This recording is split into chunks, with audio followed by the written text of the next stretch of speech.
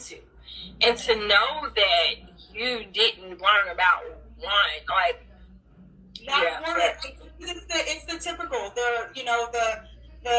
the typical designers that you learn about, the Balenciagas, the Alexander McQueens, and they're great. They're very talented individuals, but there wasn't enough representation of the totality of the designers that exist, and I saw that being an issue. And I remember we had to do a project for designers, and I said, you know what, I'm not going to study somebody that already exists. So I decided to research Black designers. And I ended up finding out about two Black designers. One was Elizabeth Keckley. And Elizabeth Keckley, and a lot of people don't know about her. I don't know if you've ever watched the movie Lincoln. Have you watched the movie Lincoln? Yeah. But you remember the scene where his wife was in the house and there was a Black lady with clothes?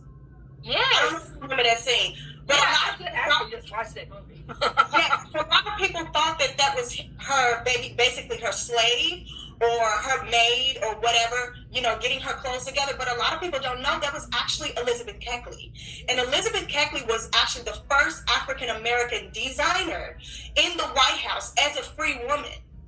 Wow. They had to write her in the story, but they didn't tell us that that's who it was. So a lot of people think that she was a slave. A lot of people think, oh, she was just one of her maids. That was not the case. That was Elizabeth Keckley, and she was a fashion designer during those times, and she was a designer for Lincoln's wife. She made her dresses. Those dresses are in museums. You don't even hear about it. Elizabeth Keckley was making so much money that she purchased her freedom with the money that she made in fashion design. So she was actually a free woman in the White House. And I learned about her and I said, wow, you mean it? There was a Black fashion designer in the slave times who bought her freedom?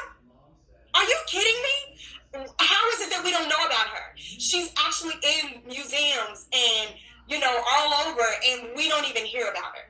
And so I remember I did my research project on her, and then I did my other research project on another designer named Ann Lowe, and she was the one that did Kennedy's wife's dress as well. And so her stuff is in museums, but again, you don't hear about her. And so I said, you know what, I'm going to make sure that I become a designer where they can't shut up my career.